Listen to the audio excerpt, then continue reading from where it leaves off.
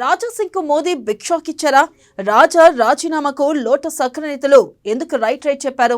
ఇప్పుడు రాజా సింగ్ దారిటు ఆయన over confidence కొంపముంచిందా?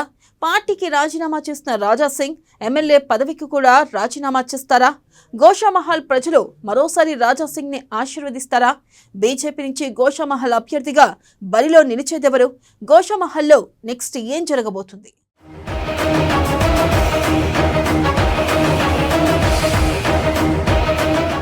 కమలంలో కాక పుట్టించిన రాజా సింగ్ కామెంట్స్.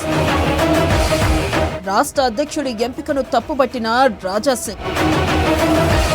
తాను బీజేపీలో కొనసాగలేనని రాజా సింగ్ రాజీనామా. శివసేనలోకి రాజా సింగ్ వెళ్తారని ప్రచారం. హిందుత్వం కోసమే పోరాడతానని రాజా సింగ్ స్పష్టం.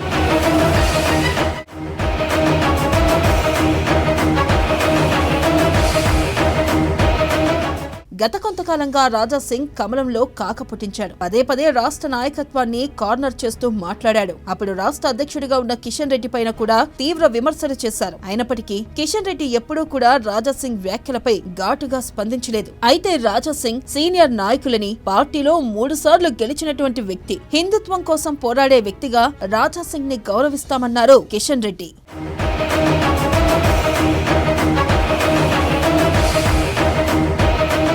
ఇక మరోవైపు తెలంగాణ రాష్ట్ర అధ్యక్షుడి ఎన్నికని తప్పుపట్టారు రాజా సింగ్. తాను నామినేషన్ వేయడానికి వస్తే తనకు మద్దతుగా వచ్చిన కౌన్సిల్ సభ్యులను బెదిరించారని ఆరోపించారు రాజా సింగ్. అలాంటి పార్టీలో తాను ఉండలేనంటూ, మున్ముందుకు కొనసాగలేనని, మీకు మీ పార్టీకి ఒక దండన్రా బాబు అంటూ మీడియా ముందు ఘాటు వ్యాఖ్యలు చేశాడు. తాను కిషన్ రెడ్డి నేతృత్వంలో పార్టీలో జాయిన్ అయ్యానని, తన రాజీనామాను కూడా కిషన్ రెడ్డికి సమర్పించానని, అలాగే రాజీనామాను స్పీకర్ కి కూడా తెలియజేయాలన్నారు. జూన్ 30న పార్టీకి రాజీనామా చేస్తే దాదాపుగా 10 రోజుల తర్వాత అధినాయకత్వం ఆమోదించింది.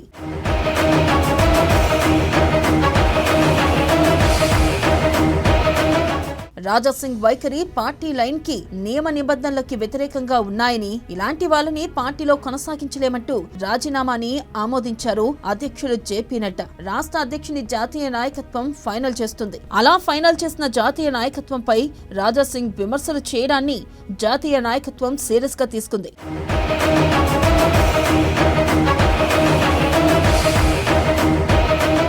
అయితే రాజా సింగ్ దారెటని ఒక ఉత్కంఠ నెలకొన్న సమయంలో శివసేనలోకి పోతున్నారని ప్రచారం కూడా అంతే స్థాయిలో జరుగుతుంది. ఒకవేళ శివసేనలోకి వెళ్తే శివసేనలో కూడా 2 వర్గాలుగా ఉన్నారు. షిండే ఎన్డీఏ అయితే ఉద్ధవ్ ఠాక్రే ఇండియా కూటమి వర్గం. ఈ రెండిటిలో దేనికి మొగ్గు చూపుతున్నాడు అనేటువంటి చర్చ జరుగుతుంది. ఇక అదే సమయంలో రాజా సింగ్ మాత్రం పార్టీ తన రాజీనామాను ఆమోదిస్తే ఏ పార్టీలోకి వెళ్లనని, ధర్మం కోసం పోరాడతానని, ఉప ఎన్నికల్లో కూడా పోటీ చేయనని క్లారిటీ ఇచ్చారు. ఇదంతా ఇలా ఉంటే రాజీనామా ఆమోదంపై స్పందించారు రాజా సింగ్. 11 ఏళ్ల క్రితం ఇదే రోజు పార్టీలో చేరారని ట్వీట్ చేశారు. తన చివరి శ్వాస వరకు హిందుత్వవాదం, సనాతన ధర్మం, జాతీయవాదం కోసం పనిచేస్తూనే ఉంటా అని చెప్పుకొచ్చారు.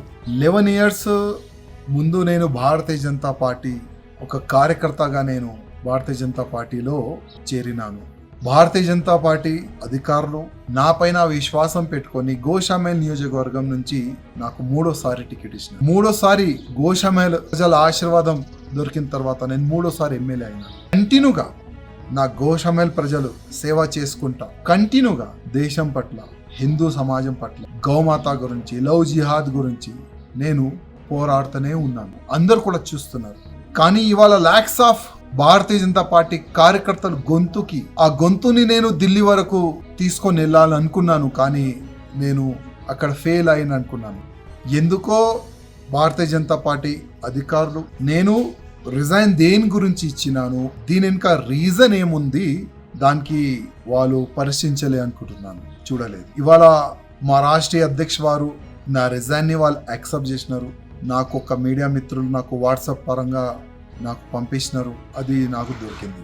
కానీ ఇవాళ నుంచి కంటిన్యూగా నా దేశానికి, నా భారతదేశానికి హిందూ రాష్ట్రంగా చేయాలని, గోమాతని రక్షించడానికి, లవ్ జిహాద్ కానీ అన్ని విధాలుగా ప్రతి ఒక్క హిందూ కార్యకర్తకి ఒక ఛత్రపతి శివాజీ మహారాజ్ లాగా తయారు చేయడానికి ఇప్పటి నుంచి నేను ఇంకా అగ్రెసివ్గా నేను పనిచేస్తానని ప్రతి ఒక్క హిందూ కార్యకర్తకి నేను హామీ ఇస్తాను. రాజీనామాను ఆమోదించిన నాయకత్వం ఆమోదించిన పత్రాన్ని స్పీకర్కి పంపిస్తుందా?